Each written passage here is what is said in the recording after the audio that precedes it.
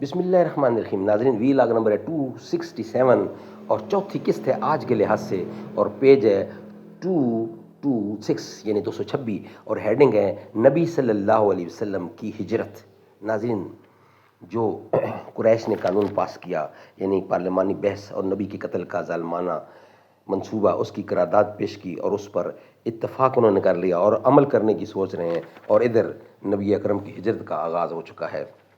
ناظرین، یہ کتاب جس سے یہ واقعہ ہم آپ کے سامنے رکھ رہے ہیں، اس کتاب کے رائٹر ہیں مولانا صفی الرحمان مبارک پوری رحمۃ اللہ علیہ، اور اس کتاب کا ٹائٹل ہے الرحیق المختوم، یعنی سیرت النبی صلی اللہ علیہ وسلم پر دنیا بھر میں اول انعام یافتہ یہ کتاب ہے، اور سب ہیڈنگ ہے اس کتاب کا سیرت النبی کی. یہ کتاب ہے، اس کا ہیڈنگ ہے نبی اکرم صلی اللہ علیہ وسلم کی ہجرت، اور یہ آج کی چوتھی قسط ہے، اور وی لاگ نمبر ہے 267.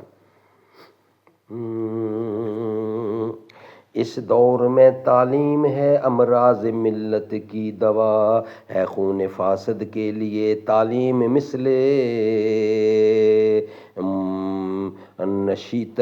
نیشیتر.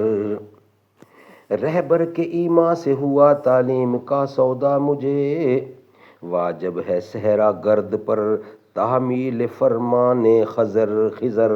لیکن نگاہ نکتہ ہے دیکھے زبوں بختی میری، رفتم کے خار از پاکشم محمل نہاں شد از نظر. یک لحظ غافل گشتم و 100 سالہ راہم دور شد. اقبال کس کے عشق کا یہ فیض عام ہے، رومی فنا ہوا حبشی کو دوام ہے. نبی صلی اللہ علیہ وسلم کی ہجرت، یہ ہیڈنگ ہے. جب نبی اکرم کے قتل کے قتل کی مجرمانہ قرارداد طے ہو چکی، تو حضرت جبرائیل علیہ السلام اپنے رب تبارک و تعالیٰ کی وحی لے کر حضور اکرم کی خدمت میں حاضر ہوئے، اور آپ کو قریش کی سازش سے آگاہ کرتے ہوئے بتلایا کہ اللہ تعالیٰ نے آپ کو یہاں سے روانگی کی اجازت دے دی ہے، اور یہ کہتے ہوئے ہجرت کے وقت کا تعین بھی فرما دیا کہ آپ یہ رات اپنے اس بستر پر نہ گزاریں جس پر اب تک گزارا کرتے تھے.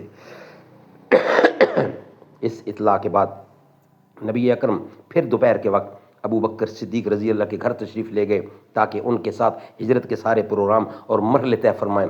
حضرت عائشہ صدیقہ رضی اللہ کا بیان ہے کہ ٹھیک دوپہر کے وقت ہم لوگ ابو بکر رضی اللہ کے مکان پر بیٹھے تھے کہ کسی کہنے والے نے ابو بکر رضی اللہ عنہ سے کہا، یا رسول اللہ، سر ڈھانک کے تشریف لا رہے ہیں.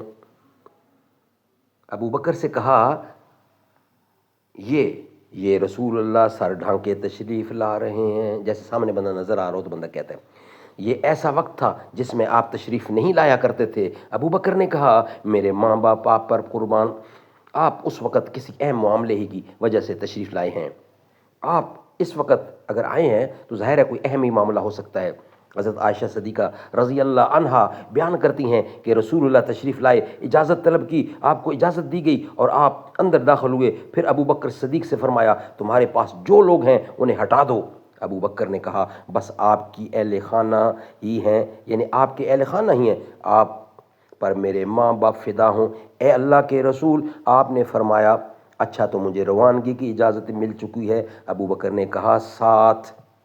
اے اللہ کے رسول، میرے ماں باپ آپ پر فدا ہوں. رسول اللہ نے فرمایا ہاں. صدیق اکبر نے کہا، آپ کے ساتھ کون؟ فرمایا ہاں تم. اس کے بعد ہجرت کا پروگرام طے کر کے رسول اللہ اپنے گھر واپس تشریف لائے اور رات کی آمد کا انتظار کرنے لگے. ناظرین، یہ ویلاگ یہاں ہی کمپلیٹ ہوتا ہے. نیکسٹ ویلاگ انشاءاللہ جس کا ہیڈنگ ہوگا رسول اللہ کے مکان کا گھیراؤ، یہ ہم نیکسٹ ویلاگ میں، یعنی کہ ویلاگ نمبر ہوگا 268 اور اس کی قسط ہوگی 5ویں، انشاءاللہ ہم آپ کے سامنے رکھیں گے. رسول اللہ کے گھر کا یعنی مکان کا گھیراؤ دشمنوں نے کیسے کیا اور اللہ اس کی حفاظت کیسے کرتا ہے، یہ نیکسٹ ویلاگ میں انشاءاللہ ہم آپ کے سامنے رکھیں گے. چمک ہے ایسی رخ نبی پر، دھمک ہے ایسی رخ نبی میں، ہٹائیں گے جب وہ رخ سے پردہ تو چاند بھی آب آب ہوگا.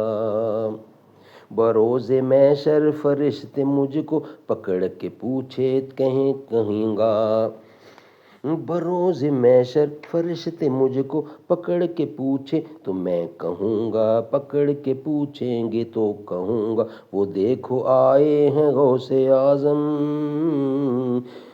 چہرہ